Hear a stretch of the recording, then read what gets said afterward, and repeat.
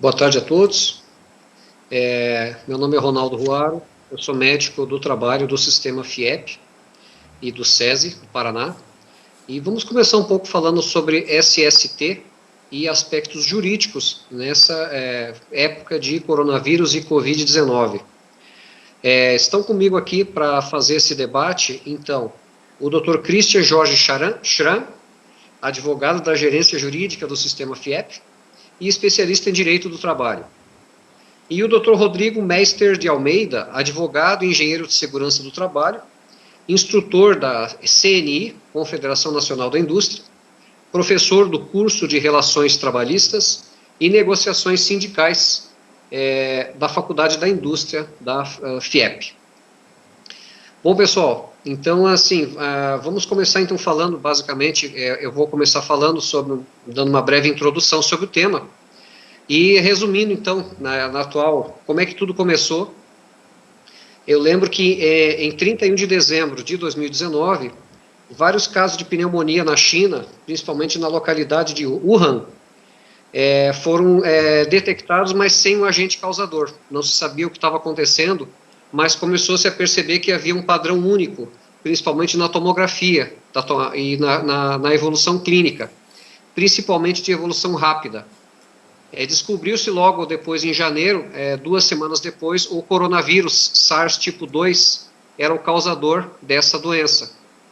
E daí para frente, o contágio, é um vírus altamente contagioso, da China estourou, cresceu em proporção geométrica naquele país. Basicamente, foi declarado então emergência em saúde pública, né? Logo depois pela Organização das Nações Unidas. O vírus causador foi identificado dia 7 de janeiro de 2020, ou seja, uma semana depois, perdão. Em 10 de janeiro, seu genoma já estava disponível. Basicamente, o surto e emergência de saúde pública de interesse internacional foi declarado pela Organização Mundial de Saúde em 30 de janeiro de 2020. E no Brasil, teve o seu primeiro caso confirmado no dia 26 de fevereiro deste ano, sendo que 2 semanas depois, no dia 13 de março, foi constatado transmissão comunitária em São Paulo e Rio de Janeiro, para ver a evolução rápida que tem o contágio desse vírus frente à população. Para conter isso, as autoridades, não só brasileiras como no mundo, investiram pesadamente no isolamento social como meta primária, como estratégia primária para impedir a disseminação desse vírus, tentando reduzir a mortalidade, né, desse agente causador de doença. Lembrando que em 2003, tudo começou em 2003 com o SARS, né, então o SARS-CoV-1, né, então com mais de 8 mil indivíduos atingidos e quase 800 indivíduos morreram, então uma mortalidade de cerca de 10%, uma mortalidade de 10%. E em 2012 o MERS, né, que causou a síndrome respiratória do Oriente Médio, então causando uma mortalidade de 34,5%, com 2.465 casos notificados. O que é esse vírus? Resumindo, então, é um vírus parente daquele SARS, e é do tipo 2, né? Então o vírus é altamente transmissível, vindo possivelmente de morcegos. Essa classe de coronavírus possivelmente vieram de morcegos, e aí ligado ao possível hábito do povo lá da China, nos hábitos culturais, com trabalho, inclusive se alimentam desse tipo de animal, né? Bom, a transmissão ocorre basicamente através de gotículas, tá? Então gotículas são partículas superiores a 5 micra, e principalmente através de espirros e tosse, certo? Basicamente secreções respiratórias. Semelhante a outros vírus respiratórios, como o influenza e o rinovírus. Nota-se que, após a pessoa inalar esse vírus, ou ela apenas fica portadora, ou ela vai desenvolver uma doença. Se ela desenvolver doença, a carga viral exalada, ela aumenta muito, muito, a ponto de a pessoa se tornar transmissível 2 dias antes dos sintomas. Então ela pode já começar a se tornar transmissível, ok? Dos pacientes que adquirem a doença, né, a doença COVID-19, cerca de 80%, é o que as estatísticas mundiais estão mostrando, vão desenvolver uma doença em grau leve ou moderado, certo? Alguns deles podem até desenvolver pneumonia, mas com uma boa evolução, certo? 15% evolui com estado mais grave e 5% críticos, vão para o estado crítico e geralmente acabam em unidade de terapia intensiva, necessitando de suporte ventilatório, certo? A característica do exame, exames mostram uma característica específica com elevação de alguns exames, né, e redução de outros. Mas a característica de imagem é uma tomografia que mostra um infiltrado sempre em volta do pulmão, na parte externa do pulmão, evoluindo para os hilos e de evolução bem rápida. Os casos leves recuperam-se em torno de 2 semanas, basicamente a média de 14 dias. Os casos graves têm uma recuperação, uma evolução de 3 a 6 semanas, e as mortes têm se mostrado entre 2 e 8 semanas, dependendo do tipo de evolução do paciente. A liberação do vírus, então, como eu falei, o contágio, ele pode acontecer de 1 a 2 dias antes do aparecimento dos sintomas. Daí a importância de todas as medidas de isolamento social que as autoridades estão tomando atualmente. As ações no Brasil, basicamente, então, como eu falei, possuíram como estratégia básica o isolamento social, tentando reduzir ao máximo o contágio nas populações. No dia 13 de março, foi uma sexta-feira, o Ministério da Saúde disparou o alarme, né? Então, para a intensificação das medidas de distanciamento social no Brasil. Verbas orçamentárias e várias legislações surgiram a partir de então, logo já final de fevereiro, início de março, que mais adiante o pessoal do jurídico vai comentar com os senhores. Várias prefeituras baixaram decretos estabelecendo fechamentos de parques e fechamento de comércios, isso praticamente em todo o país, reduzindo assim a chance de contágio nas populações. Principalmente nas populações de risco, em que eu já vou falar lá na frente, muitas empresas adotaram algumas medidas como plano de contingenciamento para evitar o contágio nas populações de risco, são pessoas que têm doenças crônicas. O plano de contingência do SES, então, de Segurança e Saúde do Trabalho, basicamente, que tem tomado, se resume, na verdade, em medidas de isolamento social, numa continuidade, mais para dentro da empresa. Então, basicamente, o quê? É desenvolver um planejamento frente ao coronavírus, adotar, então, adotar medidas estimulando o trabalho em casa, principalmente daqueles trabalhadores que têm doença crônica, e aqueles que têm sintomas ou tiveram contato com pessoas que comprovadamente tiveram o coronavírus, essas pessoas são afastadas. Um afastamento médio de 14 dias, ok? Aqueles pacientes sintomáticos têm que ser encaminhados para atendimento frente à rede pública ou rede privada, mas tem que sofrer atendimento médico. Quem são essas pessoas? São pessoas que têm principalmente 3 sintomas, basicamente, tosse, febre e falta de ar. Eu diria que o sintoma mais grave que deve se levar a pessoa a procurar o médico é a falta de ar. Mas a tosse e a febre também, principalmente febre alta acima de 38,5 graus. Medidas de contingenciamento na empresa também, basicamente, que devem ser tomadas, são, em primeiro lugar, orientação aos trabalhadores de lavar as mãos, certo? Com frequência, com água e sabão. O uso do álcool gel tem que ser estimulado e tem que ter o álcool gel na frente de trabalho, para que a cada ação, frequentemente, em que a pessoa toque numa superfície que ela desconheça, uma superfície desinfectada, ela possa fazer a desinfecção das mãos, mediante fricção das mãos por pelo menos 2 minutos. Tá? Então, 1 minuto no mínimo, 2 minutos, com fricção nas mãos, nas palmas, no dorso das mãos e nos polegares. Evitar tocar as superfícies como rosto, olhos, boca e nariz. Limpar com frequência objetos em que a gente esteja em contato, inclusive com desinfecção, de preferência com álcool a 70%, ou outras substâncias que tenham na sua fórmula algum antisséptico, à base de cloro. Não compartilhar, então, aqueles casos que estão suspeitos, não compartilhar comida, objetos, mouse, teclado, notebook, celular, etc.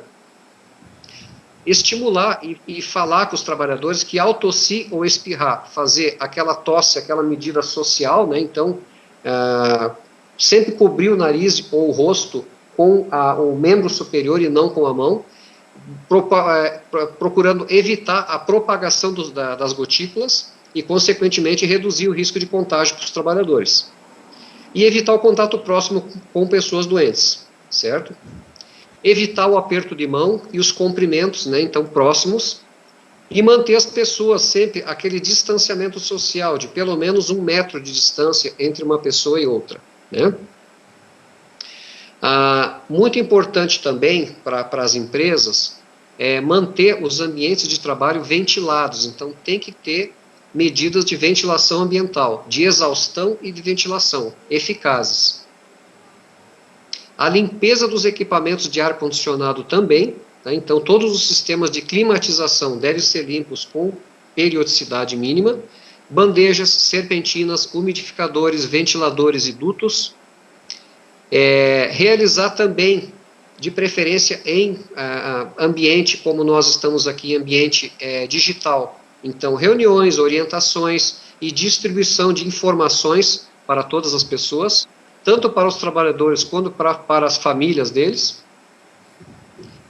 E, basicamente, intensificar as ações de higienização dos ambientes de trabalho, né? Algumas medidas em relação ao bebedouro, então, muito importante. A Prefeitura de Curitiba, ela proíbe o uso do bebedouro aqui em Curitiba. Tá? Então, deve ser disponibilizado, evitar o bebedouro, esse tradicional, certo? Bebedouro, para evitar o contágio, né? As pessoas tocarem no bebedouro. Mas, porém, deverá ser disponibilizada no ambiente de trabalho água potável, de uma maneira que não haja contato entre a pessoa e o bebedouro. Então, torneiras, uso de torneiras e copos seria o ideal. Ambientes de armazenagem e distribuição, então. Praticamente é sempre estimular a higienização dentro dos veículos, com álcool 70%, e disponibilizar álcool gel para os motoristas e condutores de caminhão, de viatura, né? Então, para que eles possam utilizar com frequência, uma vez que eles estão tocando ali vários objetos e vão tocar o volante, tocar a marcha do veículo, né? Sempre realizar desinfecção interna dos veículos e máquinas, né? Também com pano seco ou limpo embebido com álcool 70% por 20 segundos, pelo menos. E também limpar os ambientes de ar-condicionado dos veículos, né? E serviço de alimentação, refeitório nas indústrias, nas empresas. Então, basicamente, disponibilizar sempre pia para lavagem de mãos antes da alimentação e depois da alimentação. Fornecer álcool a 70% para todos os colaboradores e funcionários que frequentarem aquele refeitório. Dispor de barreiras de proteção, isso é muito importante nas empresas. Caso não seja possível evitar o contato, então a pessoa que vai servir, tem que haver uma barreira de proteção entre o trabalhador e a pessoa que vai servir aquela refeição. Intensificar a higienização dos cardápios e galheteiros com álcool 70%. E sempre aumentar a higienização das superfícies, né? Os talheres têm que ser lavados de maneira a esterilizar os talheres, então de preferência com água quente, né? E copos descartáveis devem ser fornecidos para evitar o contágio, né, boca a boca por copos e talheres, utensílios. Evitar o máximo que puder descartável seria melhor. Em relação a banheiros e vestiários, também da mesma forma, não compartilhar toalhas e produtos em geral, nunca. Intensificar a higienização dos ambientes internos, né? Disponibilizar álcool a 70% e o sabonete para lavagem intensa de mãos, ok? Eu lembro que o coronavírus ele é transmitido também pelas fezes, então fezes contaminadas também transmitem o coronavírus. Os panos devem ser exclusivos para cada ambiente, ok? Ambiente de produção, basicamente, reorientar a equipe de apoio para a intensificação da limpeza de máquinas e equipamentos, manter os trabalhadores em distância superior a 1 metro e realizar sempre a desinfecção das mesas, cadeiras, máquinas, equipamentos, ferramentas e utensílios utilizados, sempre com álcool 70% ou similar, algum líquido que seja desinfetante, né? Basicamente disseminar, então, existe um aplicativo, né, que o SUS colocou, então está à disposição na internet, para orientações com relação ao coronavírus.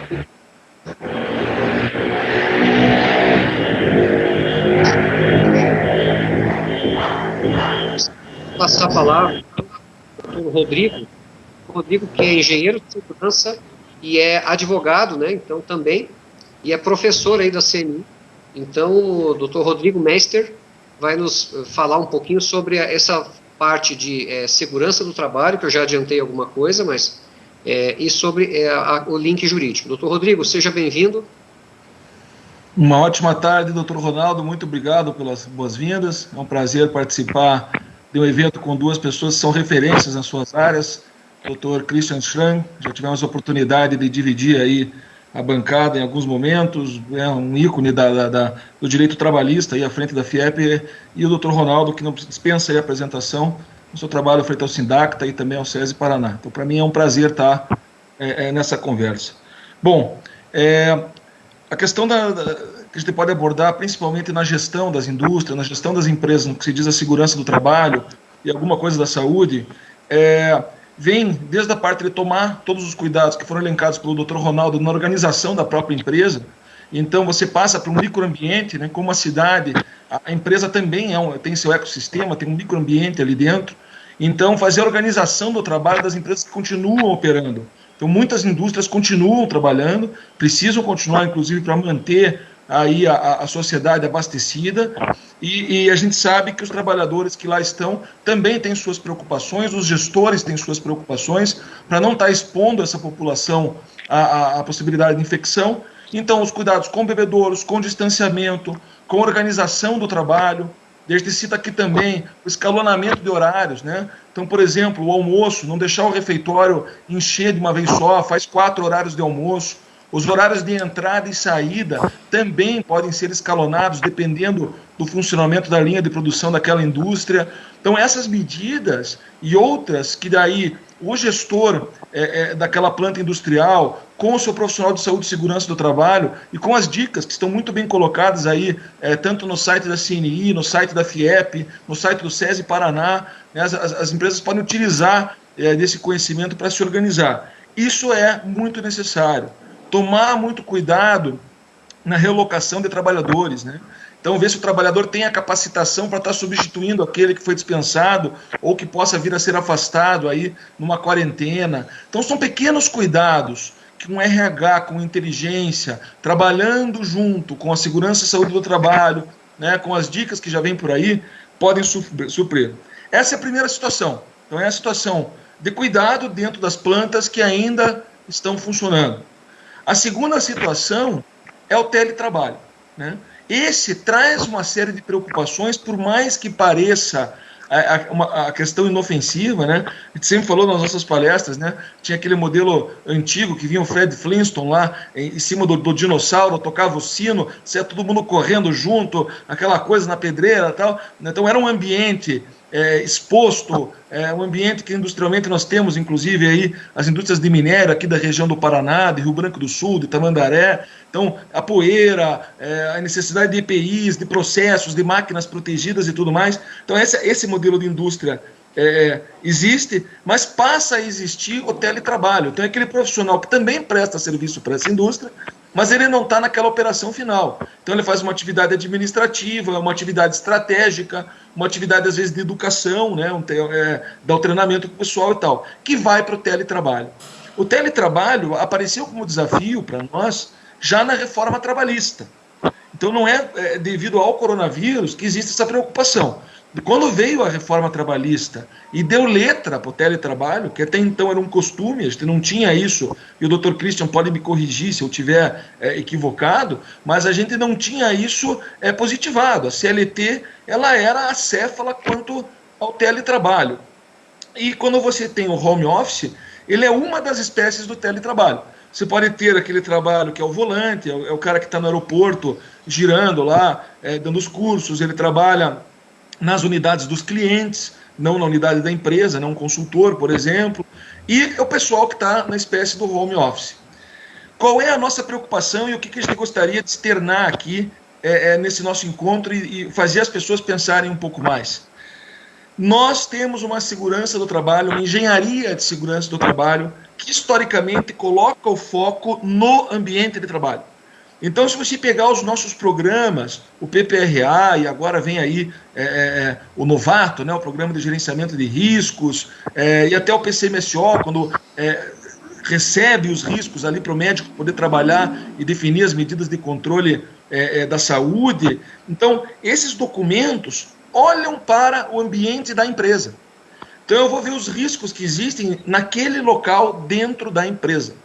Quando eu passo para um ambiente laboral na residência, os nossos programas não olham para esse ambiente. Eu não vou na casa do meu trabalhador e dizer, com licença, eu vim aqui fazer o levantamento de riscos ambientais, por favor, o senhor trabalha aqui nessa bancada, está do lado do fogão, pode cair aqui a xícara de café, você pode tropeçar aqui, essa tua cadeira aqui, muito bonita, por sinal, parabéns, mas você não pode ficar 8 horas sentado nessa cadeira que vai te dar um problema na lombar.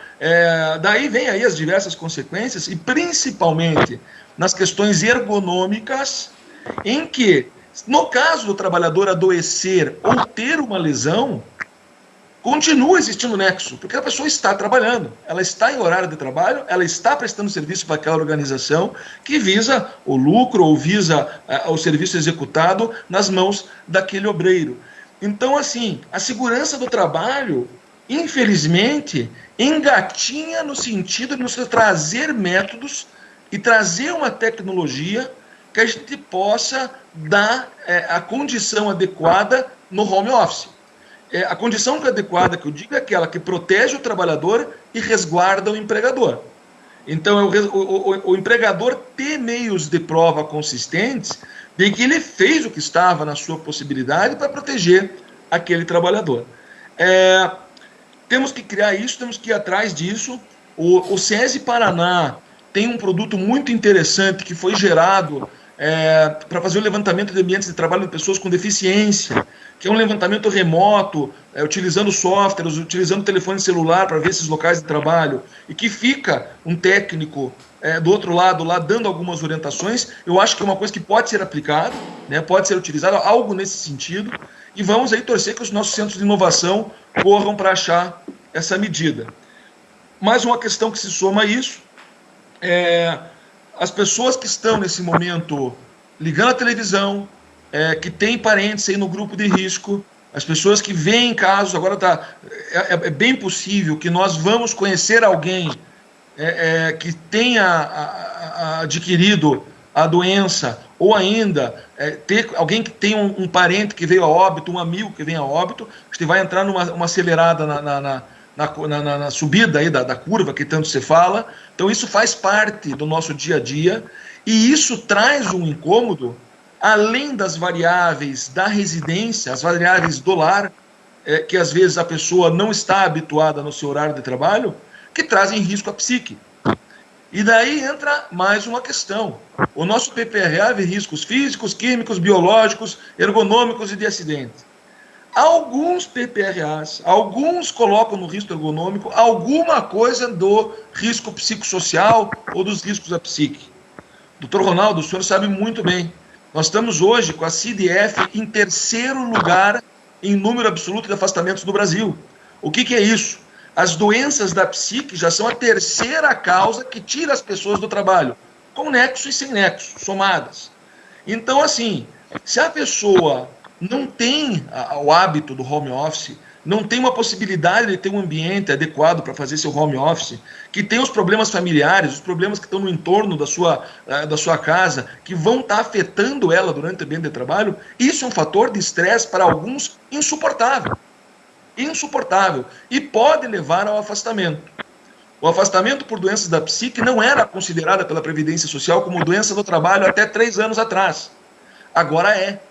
Se a pessoa consegue demonstrar, ou se tem lá um nexo técnico epidemiológico, que é a lista das doenças do setor, que pode dar a entender, com a confirmação do médico perito, logicamente, que ela adquiriu aquele problema da psique no seu trabalho de home office, ela tem um vínculo de trabalho. Se for doença do trabalho, isso vai trazer nexo, vai trazer custos para o empregador, e aquela pessoa não poderia estar lá. Então, a gente não faz uma triagem a gente faz a triagem de quem pode estar indo na empresa ou não, medindo a febre por causa do coronavírus. Mas, male fazemos uma triagem para ver quem realmente tem condições de fazer home office. Tem empresa dizendo, olha que está feliz, todo mundo está feliz, vai fazer seu home office. Tem gente que é um inferno fazer o home office. Tem gente que não tem organização para isso. Eu sou uma pessoa que sofro. A minha esposa, ela é profissional no home office. Ela trabalha, tem o horário dela, eu vou lá, abro no horário de trabalho dela, às vezes vou abrir a porta para dizer que eu estou saindo, levar um chocolate. Chocolatinho ainda passa. Mas às vezes vou falar alguma coisa fora do contexto do trabalho dela ali e tal, eu levo bronca. Ela fala, não, estou no meu horário de trabalho agora aqui. O que você está vindo aqui me incomodar? Dá 3 minutos depois, ela abre a porta, pronto, agora acabou, deu 6 horas, não é mais meu horário de trabalho. Essa disciplina para mim não existe, eu não consigo. Então tem pessoas que sofrem com isso. Então, desafio muito grande nesse momento de coronavírus, eu digo para vocês, resguardo do empregador quanto a riscos psicossociais e consequências de uma ergonomia não observada nos ambientes de home office e falta de cuidado das empresas aí para fazer evitar o contágio dentro do seu ambiente. Por final, lembrar que a medida provisória 927 cabe uma leitura dos profissionais de saúde e segurança. Temos algumas regras lá relacionadas a treinamentos, quando eles podem ser suspensos, não podem, essa questão da CIPA também, a questão dos exames também, a suspensão, qual que é o prazo depois para fazer os exames que foram suspensos. Então, cabe uma leitura da medida provisória 927 de 2020 pelos profissionais e gestores de RH e os profissionais de saúde e segurança, tá joia? Acho que já me delonguei aqui dos meus 10 minutos, não queria passar também. Fico à disposição para perguntas e questões disso aí logo mais e passo a palavra, doutor Christian, já externando essa minha preocupação toda aqui por uma falha da conversa entre a engenharia e o direito, aquilo que a gente sempre dialoga aí, sempre cobra dos profissionais de RH, de direito, de saúde e segurança, que a matéria é uma só e todo mundo tem que se entender, né? Bom, boa tarde então a todos e todas. Boa tarde de novo aos meus grandes colegas, obrigado pelos elogios todos, doutor Rodrigo, mas né, o ícone dos três aqui, o senhor que é o mais famoso aí, mais requisitado aí nas palestras. Né? Quero dar um cumprimento especial para o pessoal que está em casa aí, a gente está aí batendo quase 150 views aí, né? Eu brinquei com meus colegas aqui, né, que a intenção hoje é bater a Marília Mendonça em número de views aqui, mas a gente está em 150 ainda, estamos subindo. Gente, a parte ficou comigo, então é a parte aqui relacionada à parte de direito do trabalho propriamente. Eu vou dar uma pinceladazinha aqui no que a gente teve de legislação a respeito e vou trazer aqui também já pegar os links que o próprio doutor Ronaldo e o doutor Rodrigo trouxeram para a gente aprofundar um pouquinho mais a matéria e no final ainda a gente vai abrir daí para as perguntas que estão vindo aqui pelo próprio Facebook ou pelo próprio e-mail que foi disponibilizado ali para as perguntas. Então, trazendo só o histórico que o doutor Ronaldo trouxe, nós tivemos já os primeiros casos já em 2019 da Covid e tal, começou a tomar uma proporção mundial. Já em fevereiro desse ano, o governo brasileiro já, vamos dizer, saiu publicada a Lei 13.979 de 2020, no dia 6 de fevereiro de 2020, que já tratava, vamos dizer, de procedimentos amplos relacionados a... Na época ainda não tinha sido considerado como, não estava enquadrado ainda pelo Ministério da Saúde, pela Saúde Mundial como pandemia ainda, não havia sido declarado como pandemia mundial ainda, mas já havia os riscos de todos os países a respeito da Covid, então já saiu aqui no Brasil essa lei, e no dia 18 de março o presidente da República encaminha para o Congresso Nacional um pedido já de decretação de estado de calamidade pública, que foi com o decreto legislativo número 6, de 20 de março de 2020, foi declarada já estado de calamidade pública em razão da pandemia e já do surgimento dos casos dentro do território nacional, e já iniciam ali todas as medidas sanitárias e tal, de isolamento social e afins. Na sequência, nós vemos com uma enxurrada de medidas provisórias, onde o governo vem procurando dar o apoio a todos os setores da sociedade, as indústrias, as empresas, enfim, para tentar conter e dar o apoio agora para todos os problemas que surgiram com esse isolamento social. Né? Como dizia o outro, nunca antes na história desse país, né? Lógico, já tivemos lá no passado a época da gripe espanhola e tal, mas isso lá em 1019, por aí, nunca tivemos na história recente do país, da história mundial, uma situação semelhante a essa que nós estamos enfrentando de pandemia. Então, isso traz, diretamente para a economia e afins, traz inúmeros problemas. As empresas, muitas vezes, não sabem o que fazer. E aí vem o governo e começa a trazer algumas medidas, com as medidas provisórias, algumas alternativas e tal para as empresas adotarem com os seus empregados, para ter para a própria proteção dos seus empregados e, principalmente, para a proteção dos empregos, para que consigam se manter as empresas com alguma capacidade econômica, com alguma capacidade até de manutenção desses contratos, e como conduzir esses contratos de trabalho. Pois bem, no dia 22 de março, então, num domingo, às 11h30 da noite, no domingo, mas sai a publicação da MP 927, onde trouxe as primeiras normas trabalhistas, tá? Essa medida provisória, ela vem relativizar um pouco a CLT na aplicação de institutos já existentes e já previstos na CLT. Então, o primeiro deles já vem o teletrabalho, que o nosso colega Rodrigo Maes estava falando agora há pouco. Tá? Ele prevê o teletrabalho, então, o teletrabalho, puxando o histórico já que o Rodrigo trouxe, ele não existia uma lei positiva, não existiam leis a respeito de teletrabalho no Brasil. Isso veio com a reforma trabalhista, que trouxe um capítulo expresso sobre o teletrabalho, e vem a medida provisória, e ela não cria efetivamente o teletrabalho. O que ela faz é trazer condições mais facilitadas para a sua aplicação. Então, e principalmente a preocupação do Dr. Rodrigo com a parte psicossocial do teletrabalho e tal, a gente vai pensar isso muitas vezes para aquele trabalho, vamos dizer, o fora do período de pandemia, com as cautelas que eu vou ter para colocar o meu trabalhador em teletrabalho. O momento de pandemia é um momento de força maior. O incêndio já começou. Eu vou tentar uma alternativa, então, de deixar esses meus empregados trabalhando em casa, para que, então, possam eles continuar desenvolvendo suas atividades e a empresa continuar funcionando. Nós vamos pensar aqui que, quando saiu a medida provisória, já tinha muita gente que já estava em teletrabalho. E eu dou o nosso exemplo aqui, dentro do sistema FIEP, aqui, o jurídico já tinha saído na semana anterior. O jurídico já tinha saído em boa parte das áreas aqui dentro da sede, pelo menos em várias unidades. Nós já tínhamos saído para teletrabalho, mesmo sem ter uma medida provisória e tal. Era uma medida emergencial que tinha que ser adotada pelas empresas, então já foi adotada.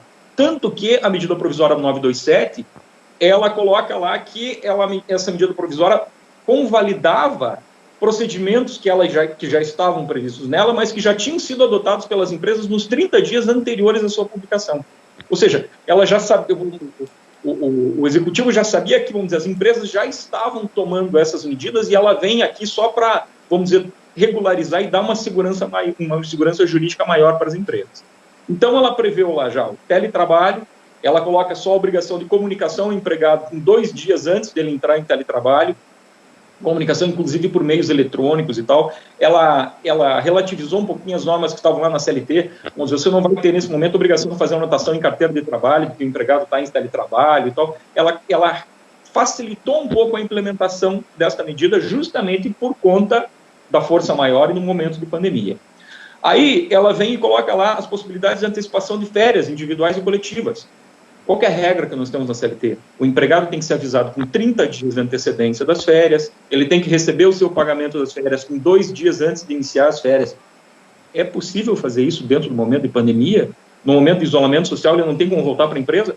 Não tinha mais condições de fazer isso. Então, vem a medida provisória e diz, 2 dias, vocês têm que comunicar o teu empregado com 2 dias de antecedência só do início das férias dele. E daí coloca as regrinhas lá, ele pode fracionar essas férias, empregados que já estavam em férias em áreas de saúde, áreas que estão de serviços essenciais e que estavam precisando ser alocados para trabalho agora durante o período de pandemia, podem ser convocados para retornar antes das férias.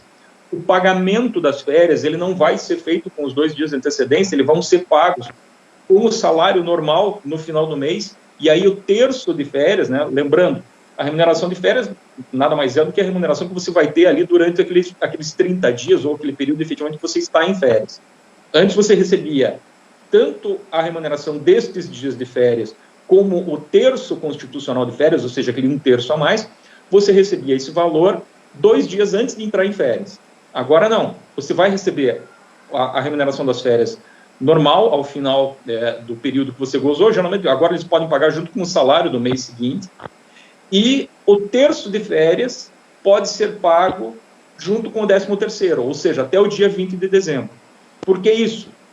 O empregado está sendo colocado em férias não para ir para a praia, não para curtir, não para viajar. Ele está sendo colocado em férias simplesmente porque ele não pode, às vezes, estar dentro da empresa, por conta do isolamento social. Então, não tem por que estar recebendo esse valor agora, e até porque para dar um fôlego para a empresa que está enfrentando esse período de dificuldade. Ela vai ter um prazo maior para pagar essas férias. Isso, tanto as férias individuais como as férias coletivas, pode ser adotado esse procedimento. Podem ser antecipados os feriados, tá? Daí nós vamos ter aquele problema, temos feriados religiosos e feriados civis. Tá? Os feriados civis podem todos ser antecipados, então os próximos agora, vamos dizer 21 de abril e tal, que você pode antecipar esses feriados civis. Feriados religiosos precisa daí ter o acordo individual com o empregado, lógico, por conta da questão da liberdade de culto e tal, então você precisa negociar com aquilo, se é uma situação, vamos dizer que a religião, efetivamente, do empregado permite ele fazer aquele feriado fora, antecipar e tal, fazer um ajuste naquele feriado. Banco de horas. Nós já tínhamos ali com a reforma trabalhista uma relativização, então, do banco de horas, permitindo a situação de você fazer o banco de horas mediante acordo individual com o teu empregado, desde que o período do banco de horas fosse de até 6 meses, e aí tinha a obrigatoriedade de ser, mediante negociação coletiva, um banco de horas com o limite de 12 meses, né, o limite de 1 ano. A medida provisória estabeleceu o seguinte: eu posso fazer um acordo individual de banco de horas agora com meus empregados, negativando o banco nesse período agora de pandemia, e aí eu amplio o prazo para a compensação destas horas, sendo de 18 meses após o término do período de calamidade pública. Ou seja, eu vou negativar, ele vai ficar com horas negativas agora, e eu vou ter 18 meses depois, onde ele vai poder acrescer até 2 horas extras diárias para ir compensando essas horas negativas do meu banco de horas. Também uma alternativa que o governo encontrou para conseguir equilibrar um pouco isso. Aí foram as medidas de saúde e segurança do trabalho, que daí eu deixo com os meus colegas especialistas aqui, não vou adentrar nesse mérito especificamente. Sai naquela primeira MP a possibilidade de suspensão do contrato de trabalho, né, que daí foi a primeira MP revogada via Twitter no país, né, que daí o Bolsonaro revogou depois do almoço via Twitter, e daí à noite saiu uma medida provisória que revogou essa suspensão, efetivamente, na segunda-feira. Ela publicou no domingo à noite.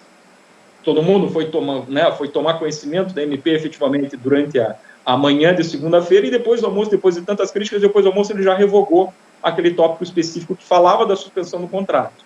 Tá? Já vamos ver para frente que teve a outra MP. Tá? E aí ela prevê também uma possibilidade de postergamento do recolhimento do fundo de garantia dos seus empregados. Ele joga 3 meses para frente, conforme as regras ali que ela estabelece.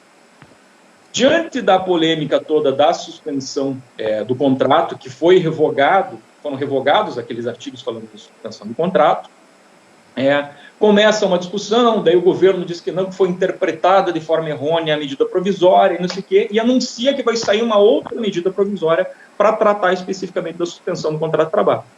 E aí, essa medida provisória fica todo mundo esperando, dia 22 e 23, 24, para variar, à meia-noite, eu falei, advogado trabalhista não dorme mais agora, a gente fica online direto, lendo o diário oficial, porque daí só saem, a partir das 10 horas da noite, começam a sair as edições extras com as publicações, né? Se acorda assustado à noite, você vai ver uma medida provisória que está apitando no teu celular, lá nos aplicativos e tudo, né? Sai, então, no dia 1º de abril, ainda brinco que é pegadinha, bem no dia da mentira, sai finalmente publicada a medida provisória número 936, que vai tratar, então, da suspensão do contrato de trabalho e da possibilidade da redução de salário e jornada como alternativas para a manutenção de empregos. Essa medida provisória, ela cria o benefício emergencial de manutenção do emprego em renda, o tal do BEPER, ou como o governo carinhosamente apelidou de BEM, né? Então, o que o governo faz? Quais são as alternativas que ele estabelece? Ele estabelece a possibilidade de você reduzir o salário e reduzir proporcionalmente a jornada dos seus empregados em 25%, 50% ou 70%, num período de até 90 dias. Como uma forma de compensar esta redução, ele cria esse benefício emergencial que é calculado com base no seguro-desemprego que esse empregado teria direito. Ele não vai influenciar nada no seguro-desemprego. Tá? Isso daqui, se o empregado for mandado embora daqui 1, 2 meses mais, ele vai continuar a receber o seguro-desemprego dele normalmente, ele não vai ter problema nenhum. Eles só utilizaram o seguro-desemprego como uma base de cálculo para esse benefício. Então, vamos lá, o empregado teve reduzido o seu salário em 25%, ele vai receber um benefício complementar pelo governo em valor equivalente a 25% do seguro-desemprego que ele teria direito. Tá? Não vão considerar períodos de carência, de nada. Eles vão considerar qual que seria o valor que ele receberia do seguro-desemprego e vai ser 25% desse valor. Lembrando que o seguro-desemprego ele vai iniciar em um salário mínimo e vai até 1.881, 1.800 e uns quebradinhos ali, o valor total do seguro-desemprego. Tá? Então, conforme ele reduz o salário, ele recebe o pagamento deste benefício complementar. Junto com essa possibilidade de redução de salário e de jornada, cria o governo também a possibilidade de suspensão do contrato de trabalho. Basicamente, é o layoff que já estava previsto lá na CLT, tá? Que já tinha uma previsão na CLT a respeito do layoff, que é muito usado pelas montadoras de veículos. Só que ele criou um layoff um pouco diferenciado, onde ele pode ser um período mais curto, ele pode ser de até 60 dias, né? Ou seja, eu posso fazer uma suspensão no meu contrato aqui de apenas 30 dias. Aí ele prevê, novamente, o pagamento de um benefício assistencial, só que daí ele vai considerar qual que foi a renda bruta da empresa no ano de 2019. Então, aquela empresa que teve de receita bruta inferior a 4.800.000 reais em 2019, ela pode suspender este contrato e não fazer o pagamento de nenhum valor por empregado. Lógico, ela vai ter a obrigação de manter o pagamento dos seus benefícios. Então, auxílio alimentação, plano de saúde e tal, a empresa tem que manter esses benefícios. Mas ela não vai pagar nenhum salário para o empregado.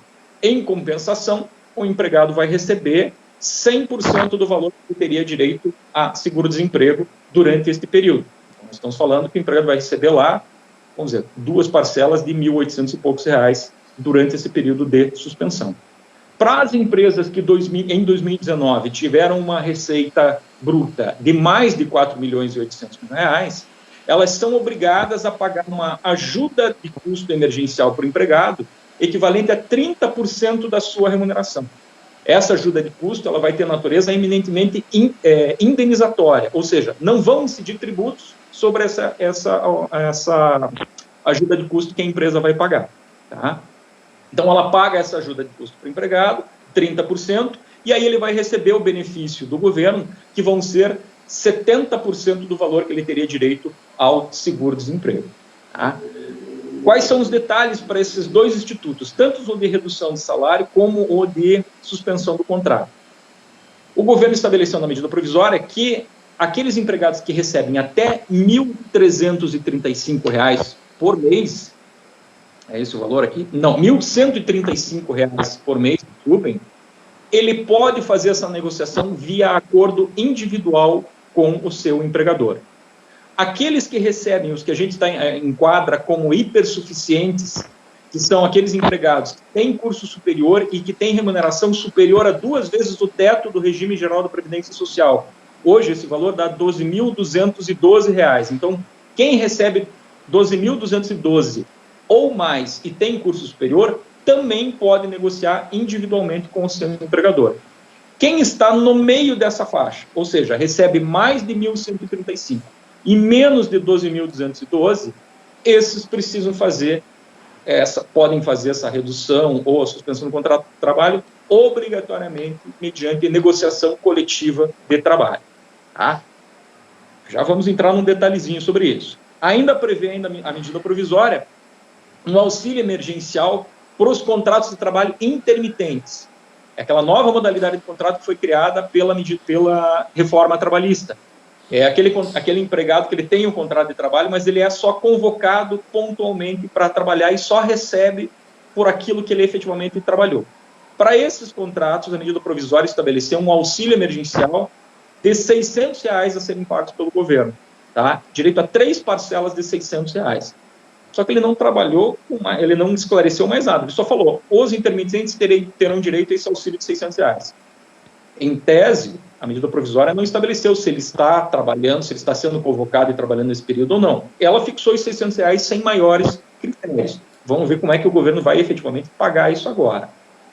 Detalhes, a medida provisória daí estabelece que esse benefício que o governo vai pagar, esse benefício emergencial, nos 10 dias seguintes, em até 10 dias da celebração do acordo com o empregado, seja do acordo coletivo, do acordo individual, seja de redução ou seja de suspensão, o empregador tem que fazer essa comunicação para o Ministério da Economia, que o Ministério da Economia que vai ser responsável pelo pagamento direto na conta corrente desses empregados. Dizia a medida provisória que isso seria regulamentado em ato do Ministério da Economia. Todo mundo ficou esperando uma publicação de uma instrução normativa, de uma portaria, de alguma coisa nesse sentido. Nessa segunda-feira, sem muito alarde, o governo colocou no site do Ministério da Economia um link tratando dos empregadores e já estabelecendo mais ou menos ali os procedimentos para acesso. Só que está tendo uma avalanche de acessos a esse site, tanto que esse site está caindo direto. Ontem eu estava num grupo de advogados que nós temos ali no WhatsApp e estava discutindo quem estava conseguindo efetivamente acessar aquele sistema. Pelo que consta do manualzinho e tal, as informações são semelhantes àquelas informações que sobem para o E-Social. Então pode ser uma planilha, vamos dizer, do Excel, só que ela tem que ser salva com uma terminação diferente. Depois eu vou colocar aqui, já combinei aqui com o pessoal do SESI, a gente vai colocar nos comentários ali, eu coloco o link certinho desse site do Ministério da Economia, onde tem os manuais e tem tudo, mas ele é semelhante ali ao do E-Social, onde você sobe essas informações com os dados do empregado. Se você não informar, se a empresa não informar no prazo de 10 dias, a empresa que vai ficar responsável por fazer o pagamento desse benefício aí emergencial. Falamos que essa negociação pode ser feita via acordo individual ou acordo coletivo. Qual foi o grande detalhe? Desde que publicou a medida provisória, já se iniciou a discussão a respeito da sua possível inconstitucionalidade. Por quê? A Constituição Federal estabelece, lá no artigo 7º, que vai falar dos direitos sociais, o inciso 6º vai dizer que é possível, é proibida o princípio da irredutibilidade salarial, eu não posso reduzir o salário dos empregados, salvo mediante negociação coletiva de trabalho. Ou seja, a Constituição vincula essa redução a uma negociação coletiva, ou seja, a uma negociação com a participação do sindicato laboral. E a medida provisória não previu isso. Ela estabeleceu uma faixa salarial ali, onde ela poderia ser feita essa negociação individual, e depois aquela faixa salarial, que é bem mais alta, que já da reforma trabalhista já permitia uma negociação individual por empregado. Eles chamam de hipersuficientes, ou seja, é aqueles que já teriam condições de negociar em pé de igualdade que os sindicatos negociam com a empresa. Tá? Por que eles falaram desses salários menores? Por quê? Porque seriam, por conta do benefício assistencial que vai ser pago pelo governo, eles não teriam praticamente uma redução salarial muito significativa, porque aquele benefício pago pelo governo vai complementar. Quem está nessa faixa do meio, ou mesmo quem está numa faixa acima, vai ter sim uma redução bem maior de salário, porque tem essa limitação de valores do seguro-desemprego. O que acontece? Tanto a medida provisória 927 como a medida provisória 936 foram objeto de ações diretas de inconstitucionalidade junto ao Supremo Tribunal Federal. A medida 927, o relator é o ministro Marco Aurélio de Mello. O ministro Marco Aurélio de Mello não deu uma liminar suspendendo os efeitos da medida provisória. Ele deu um despacho onde ele fica nem lá nem cá, ele trata das possibilidades de inconstitucionalidade, mas ele analisa o momento de pandemia e o momento de força maior que as empresas estão enfrentando e o princípio maior que seria a preservação do emprego, e diz que ele não vai decidir sozinho, ele vai jogar aquilo para o plenário decidir. Esse julgamento já está marcado para a semana que vem, quarta-feira, dia 14 de abril, vai ser julgado os pedidos de constitucionalidade da medida provisória 927. E a medida provisória 936 caiu na relatoria do ministro Ricardo Lewandowski, que deu uma liminar agora, essa semana, entendendo que, sim, essa medida provisória, ela tem alguns aspectos de inconstitucionalidade, uma vez que ela vai contra a expressa disposição da Constituição Federal de que a negociação tem que ser coletiva. Então, ele estabelece lá algumas regras, só que daí, assim, ele acaba fazendo um pouco uma maçaroca na hora de colocar a liminar. Onde ele coloca assim, você tem a obrigação, e a medida provisória já estabelecia que nos 10 dias seguintes ao fechamento do acordo, você tem que fazer tanto a comunicação para o Ministério da Economia, para fazer o pagamento, como você tem que comunicar ao sindicato laboral que você fez um acordo individual para o empregado, para que ele tome as providências que ele entender necessárias.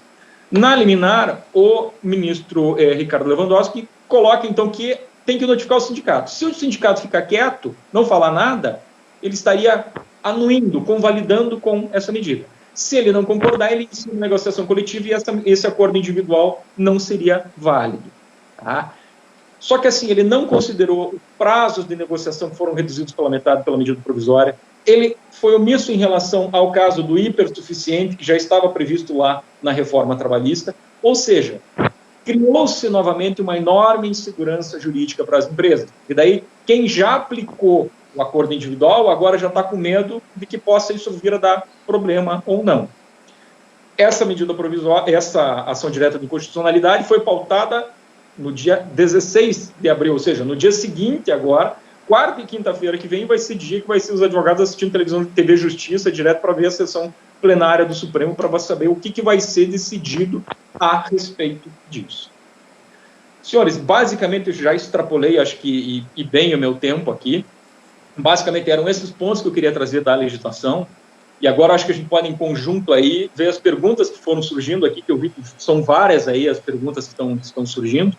E a gente pode ir pontualmente, cada um na sua área, e ir respondendo elas, para tentar esclarecer um pouco mais aí essas matérias aí nesses tempos sombrios de pandemia. Bom, pessoal, então, obrigado, doutor Christian, obrigado, doutor Rodrigo. Excelente as considerações dos senhores aí. E vamos para as perguntas, então, estamos um pouquinho avançados no tempo. O Renato aqui pergunta, então, assim, em que caso as medidas de proteção são aplicadas nas empresas para prevenir o contágio do coronavírus, né? Bom, eu vou tomar liberdade, doutor Rodrigo, então, assim, eu vejo, Renato, que... Obrigado pela colaboração, Renato. E, assim, nos casos em que tiver risco, né? Então, empresas, principalmente hospitais, empresas que tiver o risco de contágio ou tiver aglomeração de pessoas, então as medidas de proteção devem ser aplicadas, tanto as coletivas quanto as individuais. As coletivas com relação a fornecimento de álcool gel, barreiras, né, de proteção, por exemplo, os bancos, né? E as individuais, os EPIs, equipamentos de proteção individual, que são máscaras, óculos, aventais, gorros e por aí, tá? Doutor Rodrigo, quer complementar com alguma coisa? Acho que seu microfone está... Aí. Perdão. Lembrando, assim, que você tem uma determinação de que a contaminação com coronavírus, isso está na própria medida provisória, ela não configura uma doença do trabalho, a não ser que seja naquela atividade que tenha, assim, a lida com o vírus, né? Então, os hospitais, o pessoal dos laboratórios e assim vai. Mas, para um gestor hoje de uma indústria, ele não perder a mão de obra é muito importante. Então, a partir do momento que você está operando e você pode adotar medidas independente até do teu ramo para prevenir o afastamento do trabalhador, isso já valia antes da pandemia, mas agora com esse vírus, você colocaria essas medidas de distanciamento, intercalar horários e tudo mais. Então, assim, obrigatoriamente, sim, em todo mundo que tem o contágio como risco da atividade e como precaução de gestão aí para todas as empresas, até como responsabilidade social das empresas aí que continuam operando, tomar algumas medidas aí para evitar o afastamento dos trabalhadores. Ok. Então, pessoal, outra pergunta aqui. O Lúcio pergunta, os custos com medidas preventivas são viáveis para uma indústria que está com baixa produção? Os custos Então, Lúcio, são viáveis, né? Você, na verdade, aí, às vezes não. Aí vai ter que ter uma inteligência muito grande do empregador, porque, assim, existe o custo direto e o indireto, e tem que se já pensar no custo da retomada. Então, a partir do momento que você vai desmobilizar a fim de não ter custos para medidas preventivas, essa mão de obra afastada, a dispensa e a recontratação, os custos aí trabalhistas de toda essa manobra, e depois uma retomada para você refazer essa estrutura que você já tem, tudo isso tem que ser considerado. Eu acredito que vale fazer medida preventiva. Eu ainda acredito que, na ponta do papel, você manter a operação, mesmo que em baixa, a médio e longo prazo, ela vai ser economicamente mais bacana. Ok. A Caroline, então, pergunta aqui, o uso da máscara é efetivo? Qual tipo de máscara é recomendado? Bom, Caroline, o uso da máscara é efetivo? É efetivo sim, tanto a máscara cirúrgica quanto a N95, né? Porque elas filtram partículas, filtram as superiores a 5 micra, filtram as gotículas, né? Mas assim, qual tipo de máscara é recomendado? Em termos gerais, principalmente para o pessoal que trabalha na área de saúde, então quem vai atender o público, né? Então vai atender pessoas, principalmente em pronto atendimento, a máscara cirúrgica ela é recomendada, ela é suficiente. Mas quem vai atender procedimentos de via aérea, procedimentos avançados, tipo intubação orotraqueal, manipulação das vias aéreas, em que a carga viral será muito superior, eu entendo que a N95 é a indicada, com certeza. A N95 vai também filtrar contra aerossóis, tá, que são partículas menores do que 5 micra. Ok? Uma vez que esse tipo de paciente, muitas vezes por nebulização, ele pode aerossolizar, vamos dizer, aerossolizar, né? Então, tornar-se aerossol. Esse aerossol pode conter o vírus, tá? Então, eu entendo que a máscara cirúrgica para o pessoal que atende normal em pronto atendimento, assim, unidade normal, laboratório, e a N95 para o pessoal que trabalha em unidade avançada, né, que trabalha com manipulação das vias aéreas ou somente em ambiente fechado, né. Quer comentar alguma coisa, doutor? Doutor Rodrigo? Não? Ok. O Henrique, então, pergunta aqui. Com dispensa de parte da mão de obra, como fica a realocação de trabalhadores para as áreas de risco? Tem que pagar adicional de periculosidade? Então, com dispensa de parte da mão de obra, como fica a realocação dos trabalhadores para as áreas de risco? Tem que pagar adicional de periculosidade? Doutor Christian, quer comentar alguma coisa? Eu acho que vai envolver até um pouco o Rodrigo nessa área, mas vamos dizer, na minha parte aqui, então, sim, se for passar, esse trabalhador ele for trabalhar numa área que ele vai estar exposto a risco por conta desse redimensionamento dos empregados, sim, se ele está exposto ao risco, eu tenho que pagar esse adicional para ele. Um detalhe só que é importante até falar aqui é o seguinte, é que a maioria dos trabalhadores são colocados em regime de teletrabalho. Então, significa o seguinte, se esse empregado, enquanto tinha seu trabalho presencial, ele estava exposto a risco, no teletrabalho ele não vai estar exposto a risco. Então, assim, esses adicionais condicionais, eles vão poder ser suspensos durante este período em que ele está trabalhando, então, no teletrabalho e não está mais exposto ao risco. Então, por exemplo, vale transporte, ele não está se deslocando nesse período, eu posso cortar o vale transporte, e o adicional de insalubridade e o periculosidade, a partir do momento que eu tiro ele de dentro do ambiente insalubre ou periculoso, durante este período aqui do teletrabalho e tal, se ele tiver condições de executar suas atividades no teletrabalho, aí eu não precisaria estar pagando esses adicionais para ele. Rodrigo, me complemente aqui, Rodrigo, tua ótica já de segurança do trabalho. Só teu microfone está fechado, Rodrigo. Não quero atrapalhar vocês e acabo fechando aqui. Mas vamos lá.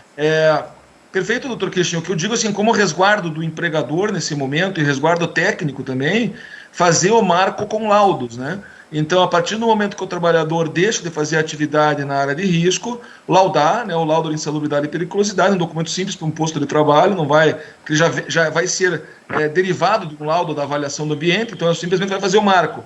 a partir de hoje a atividade não está na área de risco, e depois retomar, né? Então fazer esse marco técnico aí, através do engenheiro de segurança, do SESI, que é o fornecedor de saúde e segurança, para poder ter uma segurança jurídica maior.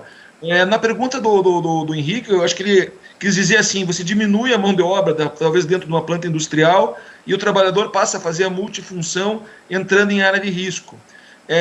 Sim, Henrique, a classificação da área de risco ela é física. Então, o que a gente vai avaliar é se existe uma habitualidade de acesso àquela área e o tempo de permanência do trabalhador. Sendo eventual, não é devido ao adicional. A regra sempre foi essa e continua.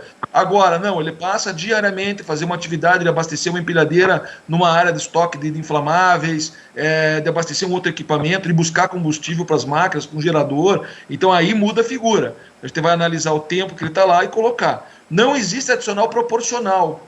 Então, ou você vai pagar o mês cheio com o adicional, no caso da periculosidade, ou você, não existe pagar 3 dias, uma semana, né? Você coloca naquela parcela mensal ou tira, né? Acho que foi por aí a pergunta, espero ter completado o que o Christian já colocou.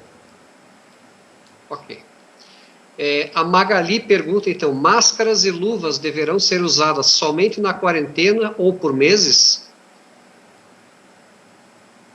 Máscaras e luvas, então, deverão ser usadas somente na quarentena ou por meses, por vários meses, né? Máscaras e luvas. Algum comentário? Acho que vai ser pela continuidade. O advogado dando pitaco aqui na área médica de saúde e segurança, né? Mas acho que a intenção da pergunta dela foi o seguinte: terminou o período de isolamento social, voltamos, vamos dizer, ao trabalho.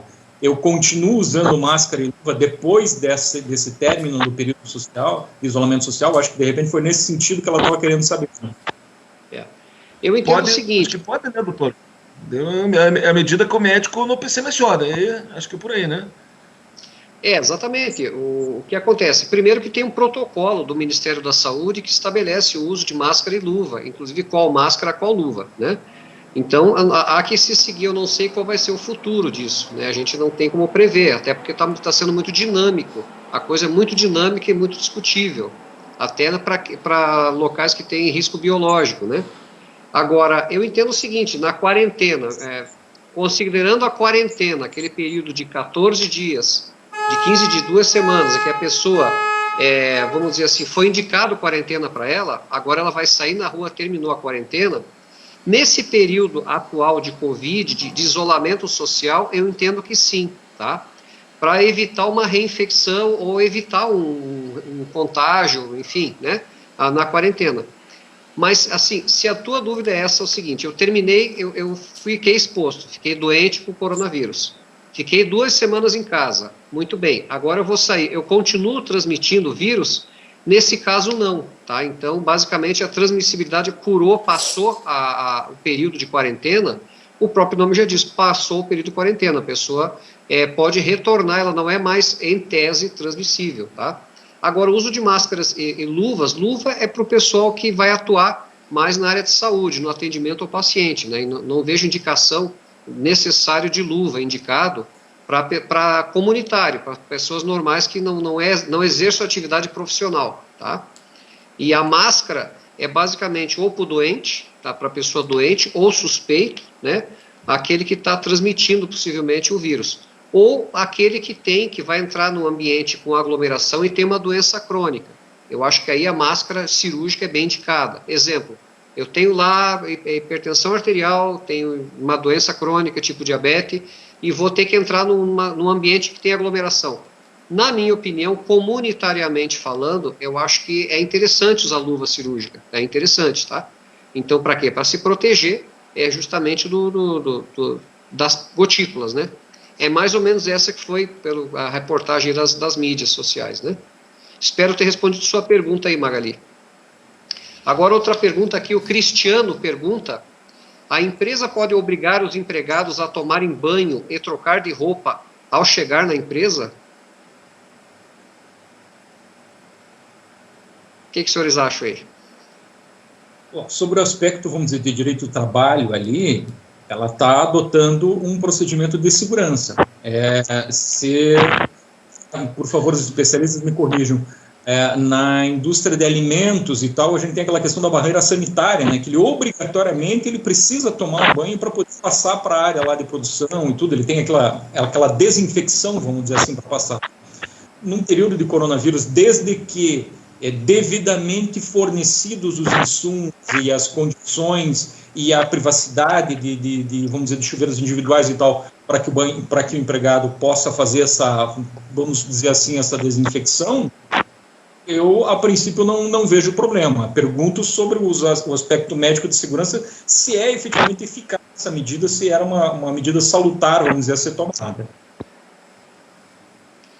Do aspecto médico, eu respondo que é sim, principalmente não só ao chegar, mas, por exemplo, ao sair da empresa. Então, ele trabalha, vamos dizer, num hospital, num local que tem o risco de exposição.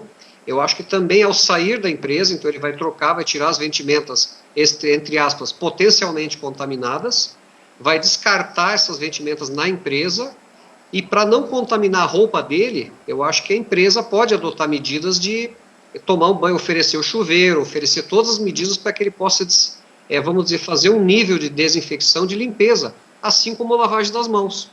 Então é algo semelhante à lavagem das mãos. Então, para que lavagem das mãos? Para eliminar as possíveis gotículas que tenham na superfície da pele, né? Enfim, que possam ser fonte potencial de contaminação pelo coronavírus. Então, eu entendo que sim. Doutor Rodrigo, não sei qual a sua opinião. É isso? Mais do que completa aí o comentário dos colegas. Então, tomar aquele cuidado do resguardo e dar um insumo, né? Então tem que ter, seja o uniforme da empresa ou tudo mais, não gerar custos para o trabalhador por causa dessa ação e manter, como o Dr. Christian falou aí, as condições de preservação da pessoa, né? Então ter o vestiário adequado, as questões sanitárias necessárias, aí, todo esse cuidado da empresa. Eu acho que nesse momento é nobre e necessário se essas condições forem propiciadas. Ok. Bom, o Leandro pergunta aqui então também, as empresas podem realocar colaboradores para atenderem funções mais críticas nesse período de restrição? Veja, a situação é a seguinte, como eu brinquei, mas não existe, nesse período de pandemia, a gente não tem mais o preto e o branco, a gente tem tudo meio cinza, né? Eu entendo que pode sim ser feita uma relocação. É um momento de força maior, é um momento ali de preservação, não só da empresa, mas principalmente preservação dos empregos dentro da empresa. Então, se de repente uma das alternativas foi uma parte da equipe foi colocada em férias ou foi colocada que seja teletrabalho, que seja na suspensão, e essa outra equipe acaba sendo meio relocada, eu entendo possível. Lógico, é necessário toda a cautela para que saber se essa função que ele vai desenvolver agora, nesse período de pandemia, é uma função compatível com a sua condição pessoal, se não é uma função que exige um treinamento específico, de repente o cumprimento de uma NR específica e tal. Então, saber se ele vai trabalhar com condições, inclusive especialmente instruções de segurança para essa outra atividade, né? Se isso for observado, eu entendo que sim, poderia, por ser uma força maior, por ser uma situação pontual, poderia se assumir o risco e colocar para que ele seja vamos dizer, um multitarefas aí, vamos dizer, nesse período. Ok. Vamos ver aqui. A Mallory pergunta, então, irá se estender a vigência das normas PPRA, PCMSO? Não. Até o momento a gente não tem nenhuma determinação nesse momento. Mallory, o que nós temos aí é a suspensão, por exemplo, do processo eleitoral da CIPA. Então essas questões de participação coletiva que os trabalhadores vão estar ali podem ser suspensos ou não, é uma opção da empresa dependendo da condição. Agora, os programas não, até porque as pessoas continuam trabalhando em diferentes locais e teoricamente os programas têm que estar acolhendo essas pessoas, até porque o PPRA, no caso, vai subsidiar o médico do trabalho para estar determinando os exames depois no PCMSO e tudo mais. Então, esses monitoramentos, eles não devem ser suspensos. E se você suspende o prazo aí, você pode ter uma desatualização dessa questão e tudo mais. Eu digo mais, é momento, inclusive, talvez de atualizar para aquelas condições de trabalho extraordinárias que estão acontecendo agora, que não estavam no programa anterior. Então, talvez a dinâmica seja mais acelerar e atualizar esse cenário aí do levantamento de riscos do que suspender, que seria uma coisa até perigosa. Ok. Bom, o Renato pergunta aqui também, então assim, quem é o responsável quando o trabalhador se contagia e vem a falecer, e este contágio comprovadamente ocorre no trabalho? Falando de responsabilidade. Pois é, esse comprovadamente no trabalho é difícil, muito complicado, né? Muito complicado, doutor. Eu acho que acredito que nos profissionais de saúde você possa trabalhar com a teoria do nexo. Agora, nas empresas em geral, você não sabe se ele teve esse contato no transporte público ou numa padaria antes de trabalhar, ou seja onde for. Nós tivemos um óbito na cidade de Curitiba, agora no início dessa semana, se não me engano, foi o terceiro óbito da cidade, que era um trabalhador. Ele chegou a ter um primeiro atendimento, foi orientado por falta do sintoma da febre retornar para sua casa. No dia seguinte ele pegou o transporte público, ele foi para o seu ambiente de trabalho, trabalhou o dia todo, depois foi para um segundo atendimento onde foi aí isolado. Então, assim, é muito complicado você fazer essa delimitação. A medida provisória, apesar dela ter o caráter provisório, ela já trouxe essa determinação de não existir nexo com as atividades que não são relacionadas no tratamento do vírus. Então, legalmente, de quem é a culpa, de quem é a responsabilidade nesse momento, seria praticamente aí impossível você fazer essa determinação. Deixa eu fazer um complemento, sim, só até para o Rodrigo. Se nós lembrarmos também, na Lei 8.213, tal, quando ela vai tratar da caracterização do acidente de trabalho, ela tem justamente uma ressalva de que situações de pandemia, pandemia mundial, me fugiu a expressão quando epidemia, desculpe, situações de epidemia, regiões com epidemia e tudo, ele não se caracteriza acidente de trabalho, a menos que comprovado que aquele risco era inerente à função e tal. Então, é justamente a situação daí que a medida provisória, ela tira aquela presunção do nexo de causalidade entre a doença e o trabalho, salvo para os serviços médicos. E se a gente for observar até na jurisprudência, o Tribunal Superior do Trabalho, na época da epidemia da H1N1, né, da gripe anterior que nós tivemos lá em 2015, não, me fugiu o ano, né, acho que foi 2015 por aí, tem uma decisão do TST reconhecendo o nexo de causalidade, que era uma enfermeira de um hospital que pegou H1N1 por conta daquela exposição. Entendeu-se lá que daí ela estava exposta a um risco superior ao risco do homem médio, vamos dizer, do trabalhador médio aqui. Então lá deu-se o nexo de causalidade. Mas se não, pela 8.213, epidemias, pandemias, vamos dizer, o risco de contágio de todos, até porque vocês já estavam comentando que ela já partiu a contaminação, né? Você não tem mais como rastrear, né, de onde veio certinho a contaminação daquela pessoa. Lá no início ainda você tinha uma pessoa que viajou, teve contato com a pessoa que viajou e tudo, e agora já se chama de, me corrijam se o termo estiver correto, mas comunitária, né? Vamos dizer, naquele espaço você não tem como identificar mais de onde veio realmente. Tá? Eu concordo, estamos em época de transmissão comunitária, então é difícil estabelecer um nexo nesse caso, mas com a relação à saúde, eu concordo com o doutor, a saúde é um risco eminente, inclusive é previsto nos documentos de segurança, né? Então o risco biológico, em tese, o risco é maior do que na população em geral, porque a concentração de pacientes é maior no hospital, né? Bom, o Gabriel pergunta aqui então, as empresas são obrigadas a afastar os idosos e grupos de risco? Se não, quais medidas tomar? E o Gabriel pergunta ainda, as empresas são obrigadas a afastar os estagiários? O que os senhores têm a me dizer? Então, idosos, grupo de risco e estagiários. Termo obrigados ali, que é o X da questão, né? É prudente nesse momento, sim, as populações de risco, as pessoas com mais idade aí, as que têm alguns sintomas já nos seus exames aí periódicos, que é uma diabetes mais aguda, ou aquelas questões que estão elencadas aí no rol que torna a pessoa de risco. Em questão aos estagiários, aos mais jovens, é uma questão social, né? O jovem ele acaba circulando mais, ele acaba tendo uma dificuldade aí mais difícil de enclausurar. Eu tenho um pré-adolescente aqui em casa, aqui às vezes tem que amarrar o cara, né?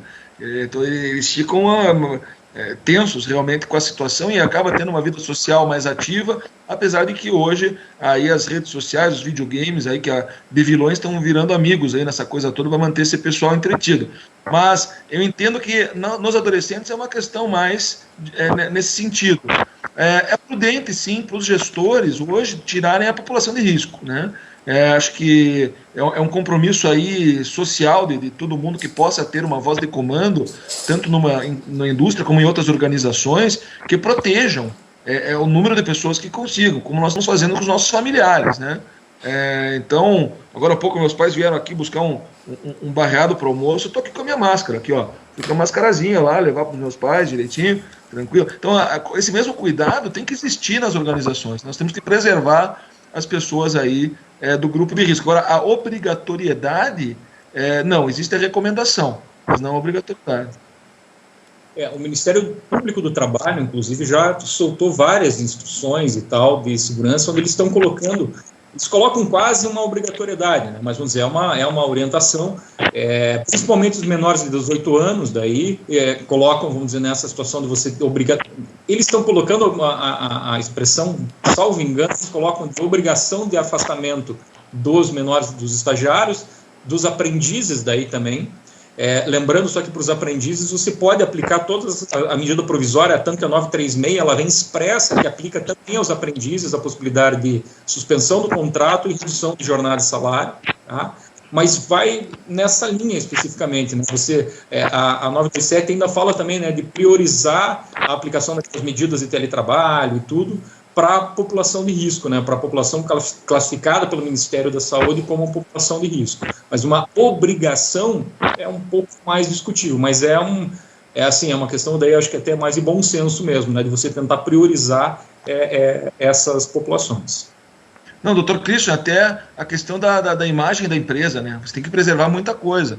Hoje eu recebi aqui a minha entrega de mercado, logicamente eu não vou expor aqui qual foi o mercado, mas veio um senhor de idade aqui, conduzindo, sem máscara, sem proteções, sozinho, uma pessoa que se via que já está na idade do grupo de risco, está dizendo, eu não vou mais comprar desse mercado, inclusive escrevi aqui para a matriz deles, vocês estão malucos, né? O que é isso? Pouco depois apareceu um amigo trazer uma encomenda de almoço, tal, luvas, máscara, adequadamente trajado. Então, nesse momento, acho que as organizações têm um papel aí muito importante de preservar as pessoas que contribuem com ela, né? Exatamente. Bom, mais uma pergunta aqui, quase terminando. Posso utilizar a redução de jornada em paralelo com o banco de horas? Veja, redução de jornada em paralelo com o banco de horas, eu entendo que não. Eu entendo que seriam procedimentos incompatíveis. Tá? Se ele teve a redução de jornada, se a gente for traçar um paralelo, tem uma lei agora só, vocês vão me pegar que a memória me trai aqui um pouco, mas é uma lei de 1965 que falava lá da redução de salário e jornada em tempos de crise, e ela já vinculava lá que era vedada a prestação de horas extras, salvo nos casos do artigo 61, que eram os casos de força maior. Tá? Eu entendo que não é razoável, já que eu reduzi o salário e a jornada, ele ainda fazer, vamos dizer, horas extras, em tese que estariam indo para o banco de horas. Então, eu entendo que são incompatíveis. Eu acho que deveria ocorrer uma suspensão do banco de horas durante esse período de redução de jornada e salário. Ok. O Emanuel pergunta aqui, então, essas MPs podem gerar passivo trabalhista futuro? Então, são medidas emergenciais agora para o momento de pandemia. Elas vão ser votadas pelo Congresso Nacional e tal, para serem depois convertidas efetivamente em lei. A partir da sua publicação, ela tem a vigência de 3 meses, onde ela tem força de lei. Mesmo que ela não seja aprovada posteriormente, mas os atos executados durante o seu período de vigência, eles são atos válidos. A Constituição tem toda uma previsão lá que, se não for aprovada a medida provisória, o Congresso Nacional tem que emitir um decreto legislativo regulando os seus atos, e se ele não emitir o decreto legislativo, presume-se válidos os atos realizados dentro do seu período de vigência. Nós temos agora essa discussão da inconstitucionalidade do acordo individual frente ao acordo coletivo. Tá? até semana que vem, o Supremo, pelo menos, ele já priorizou a sessão plenária para avaliar essa questão. Então, eu imagino que, pelo menos, semana que vem, a gente tem uma definição certinha a respeito disso com o Supremo Tribunal Federal, né? O que a gente tem que pensar é o seguinte: é um momento de pandemia, como eu falei, é um momento sem precedente só para o judiciário, de uma pandemia, de um momento com a magnitude que estamos vivendo agora. Então, assim, eu acho que os focos das medidas adotadas pelo governo foram preservação do emprego, preservação da saúde dos trabalhadores. Então, o judiciário vai ter que ter um olhar diferenciado para analisar essas medidas. A gente sabe que a Justiça do Trabalho tem todo um caráter protetivo. Eu tenho assistido várias lives com juristas, com juízes, inclusive, e tudo, e eu tenho visto vários posicionamentos de ponderação, realmente, na avaliação agora desses casos concretos que a gente está enfrentando no momento de pandemia. Lógico, você sempre vai ter movimentos, sempre vai ter posições, às vezes, mais extremadas e tal, mas um posicionamento agora é sempre de cautela, vamos analisar com calma isso, vamos analisar o momento em que estamos vivendo. Ok, muito obrigado, doutor Christian. Pessoal, então eu gostaria de encerrar, então, agradecer aos doutores aí, então, ao doutor Christian, ao doutor Rodrigo, mais uma vez. Muito obrigado pelas suas ilustres presenças, vieram só abrilhantar o evento aí e nos enriquecer. Pois não.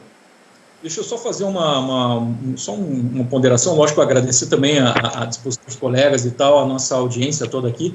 Só fazer um lembrete, que a Federação das Indústrias tem um comitê de orientação para as indústrias, está ativamente funcionando agora, imagino que até vários dos colegas lá estão assistindo essa live agora.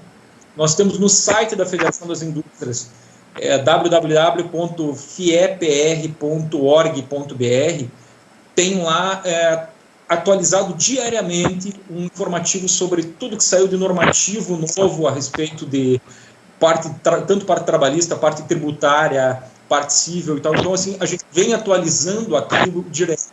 Todos os sindicatos da base, os sindicatos patronais da base da FIEP também estão em contato com a FIEP, vêm recebendo. Então, assim, todas as empresas, as indústrias aí que são da base, vamos dizer, do sistema indústria, tiverem dúvidas, contatem os seus sindicatos todos os presidentes dos sindicatos estão em contato com a gente, e a gente está dando todo o apoio necessário, tentando solucionar o máximo possível as dúvidas que surgirem nesse momento. Então, assim, eu quero registrar aqui o meu parabéns a todas as iniciativas da FIEP, aqui do SESI, que estão fazendo, a disponibilidade dos dois colegas aqui que fizeram toda a live comigo, e já deixar registrado isso, para que as dúvidas da população que já acessem o site da FIEP, que é ali um portal que a gente procura atualizar com tudo de novo que está saindo lá. Ok. Doutor Rodrigo, quer falar alguma coisa, doutor Rodrigo, para nos despedir do público? Eu acho que assim, como colocado o doutor Ronaldo, é um momento sem precedentes, né? E a velocidade, logicamente, da nossa conduta, ela às vezes é maior, e a nossa possibilidade de ajudar é maior também do que o próprio Poder Legislativo e tudo mais. Então, lógico, nós vamos nos pautar e observar o movimento das regras do Estado, mas o bom senso, a boa vontade e o conhecimento que cada profissional da área de recursos humanos, que cada empresário, que cada profissional da área de saúde e segurança, os advogados trabalhistas, que usem seu bom senso, usem o seu conhecimento nesse momento, porque nós sempre olhamos no retrovisor, né, para ver o que já tinha acontecido tal, e com a experiência resolver. Nesse momento nós olhamos no retrovisor e não vemos nada. Todo mundo ainda está procurando, estamos encontrando ali os pontos de ancoragem para a gente passar por essa difícil situação que vai ficar complicada a cada dia, né, mas que vai ter saída. Essa é a única certeza que nós sabemos, que isso tem fim. Então, agradeço, como o Christian colocou, a informação é muito importante, não guardem no bolso, profissionais, empresários, colegas, venham para a federação, venham para o sindicato, façam o diálogo e não deixem na gaveta. É hora da gente mostrar o poder do ser humano e estender a mão um para o outro, construindo um dia a dia e um futuro melhor dentro da atividade profissional e nas nossas vidas aí pessoais. Vamos aí nos espiritualizar, nos cuidar, usar nossas mascarazinhas aqui, né? E vamos encontrar a melhor forma. Obrigado, um abraço a todos aí e obrigado pela audiência. Então, pessoal, gostaria de encerrar então o evento, agradecer a todos pela audiência, tá? Muito obrigado por nos assistir aqui. as perguntas não respondidas. Então, por gentileza, enviar para o e-mail, tudo junto, central de informações, sem o tio e sem o C cedilha, @ tudo junto, sistemafiep.org.br. Vou repetir, central de informações, tudo junto, sem o C cedilha e sem o tio, @ sistemafiep.org.br. Pessoal, muito obrigado a todos. E nós aqui no SESI, na FIEP e na CNI, então estamos à disposição aí para ajudar a todos. O que precisar, estamos às ordens, só nos mandar aí, estamos às ordens, ok? Obrigado a todos aí, uma boa tarde, um bom descanso a todos aí. Obrigado.